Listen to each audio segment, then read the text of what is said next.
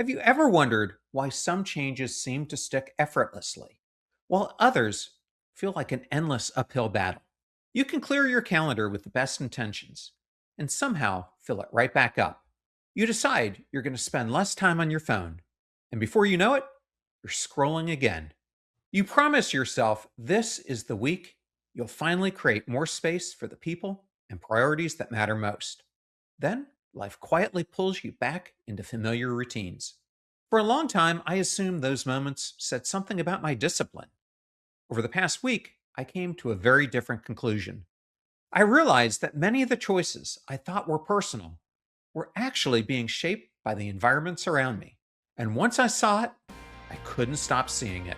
Welcome to Passion Struck. Hi, I'm your host, John R. Miles, and on the show, we decipher the secrets, tips, and guidance of the world's most inspiring people and turn their wisdom into practical advice for you and those around you. Our mission is to help you unlock the power of intentionality so that you can become the best version of yourself. If you're new to the show, I offer advice and answer listener questions on Fridays. We have long-form interviews the rest of the week with guests ranging from astronauts to authors, CEOs, creators, innovators, scientists, military leaders, visionaries, and athletes. Now, let's go out there and become passion struck.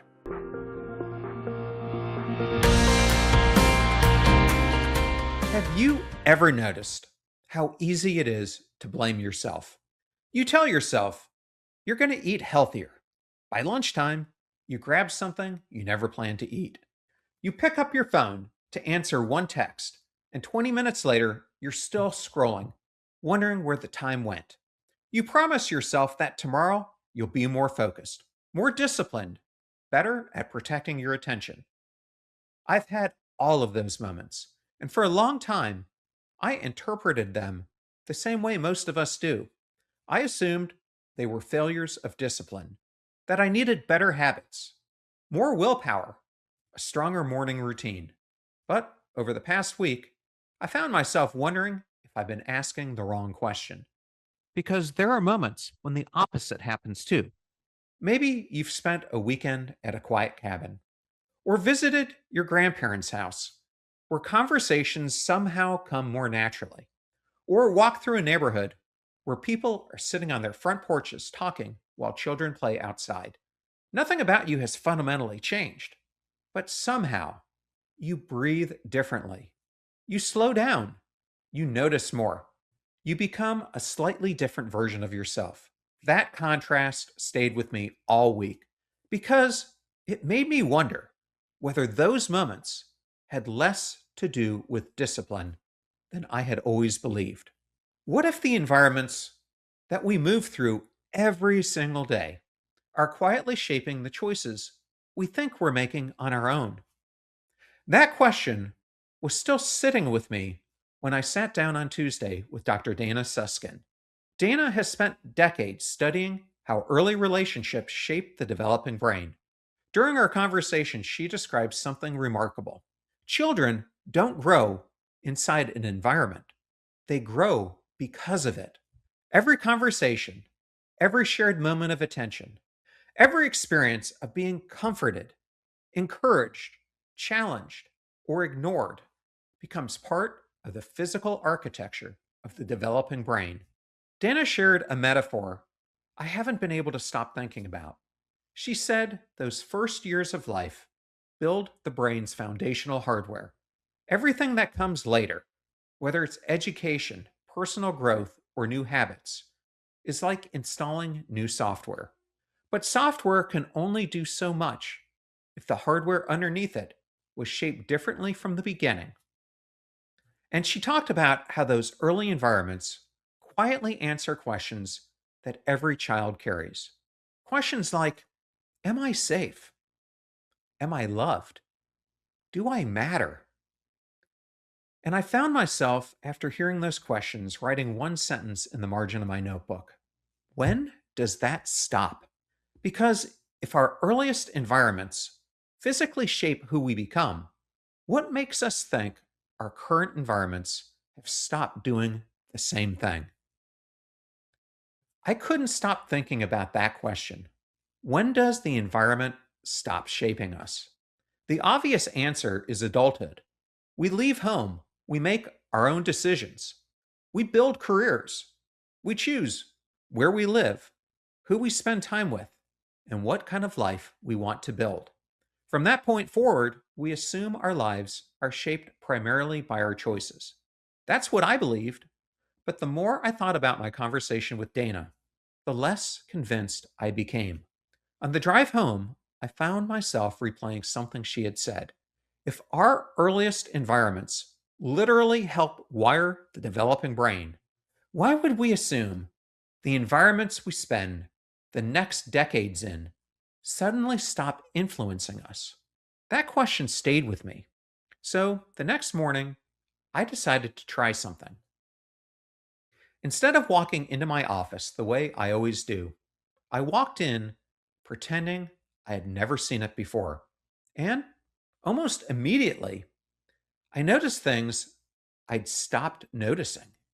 The phone sitting beside my keyboard, email already open, three browser tabs waiting from yesterday, WhatsApp quietly running in the background. Before I'd written a single sentence, my attention had already been pulled in four different directions. Now, here's what struck me. None of those things looked like distractions. They looked normal. That's what hit me. I had designed an environment that rewarded interruption. Then I had been blaming myself for being interrupted. That realization was uncomfortable because I'd spent years trying to become more focused. I'd read the books, experimented with productivity systems, blocked time on my calendar, tried every trick I could find. But I'd almost never stopped to ask whether the environment I'd built around myself was making focus easier or quietly training me not to. Then I started thinking about the environments that had shaped me. The military taught me extraordinary lessons. So did leading inside Fortune 500 companies.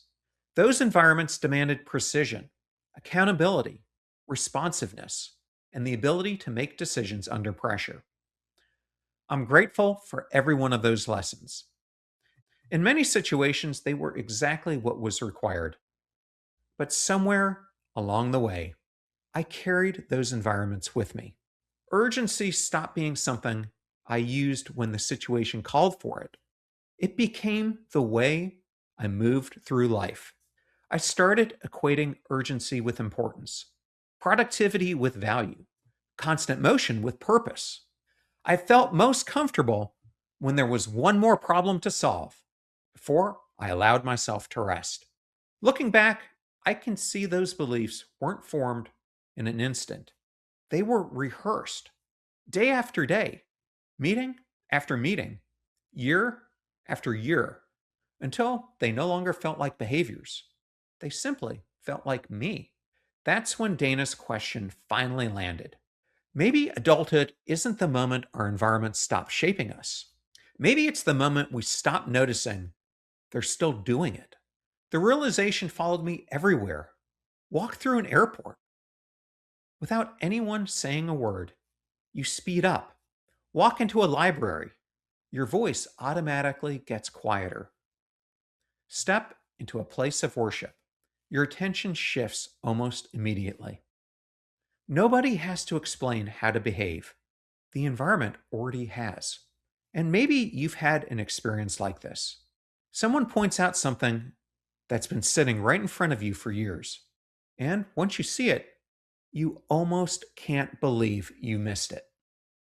That's what happened to me. I started looking at my office differently, my home differently, even my phone differently. Then I realized there was another question that I needed answered. If these environments were shaping me, why had I stopped noticing them? That's exactly what I asked Leidy Klotz. Leidy smiled because that's exactly the question he studies at the University of Virginia. He told me our brains are doing something remarkable all day long. They're constantly deciding what deserves our attention. and what doesn't. Think about your own home. If your brain had to consciously process every picture on the wall, every chair, every light switch, every sound, you'd be mentally exhausted before breakfast. So it does something incredibly efficient. It pushes the familiar into the background. And that's where the problem begins. Because the environments shaping us the most are often the environments we've stopped seeing. Leidy shared a study that made me laugh because it was so revealing. Researchers asked professionals to identify the nearest fire extinguisher to their office. Most couldn't, not because it was hidden, because they had walked past it so many times that their brains had simply edited it out. As he described that study, I thought, that's my office, not the fire extinguisher, everything else. The phone beside my keyboard, the communication apps I'd left open all day, the browser tabs waiting from yesterday. None of those things demanded my attention. They simply made one choice easier than another. That's what I had missed. My office wasn't simply where I worked, it was quietly teaching me how to work. Then I looked at home. The laptop sitting open on the dining room table wasn't just clutter, it had changed the purpose of the room. Without even realizing it, I'd allowed work to remain present during moments that were supposed to belong to my family. Then there was my phone, the notification badges, the placement of the apps, habits I'd repeated thousands of times. None of them forced me to do anything. They simply made one version of me easier to become. Then, Leidy said something I wrote down immediately. Environments are never neutral. Every environment makes certain behaviors easier and others more difficult. I realized I'd been asking the wrong questions all along. I stopped asking whether my office was organized. I started asking what it was inviting me to become. I stopped asking whether my phone was distracting. I started asking what relationship it was rehearsing with my attention. I stopped asking whether my calendar was full. I started asking instead what kind of life it was quietly teaching me to value. That's when Dana's work and Leidy's work became one idea. Dana helped me understand that environments shape us from the very beginning of life. Leidy helped me understand why that shaping never really stops. Because over time, we become so familiar with our environments that we mistake their influence for our personality. That realization forced me to rethink the way I approached change itself. For years, whenever I wanted to change something in my life, I started with myself.